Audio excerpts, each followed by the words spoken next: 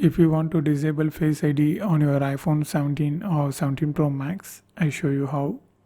Open the Settings app, scroll down a bit and open Face ID in passcode and enter your iPhone 17 lock screen passcode. Now you can see this option under Use Face ID for. Click iPhone unlock, just toggle this off. Turn off this all options. Continue.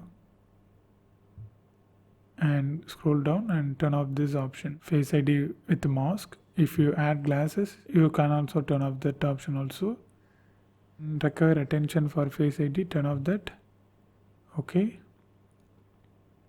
And attention awareness feature, turn off that. So it's done. Okay, now Face ID was completely turned off on your iPhone 17 or 17 Pro Max. So this is how you need to do. And if you want to know more videos about iPhone 17, watch this playlist.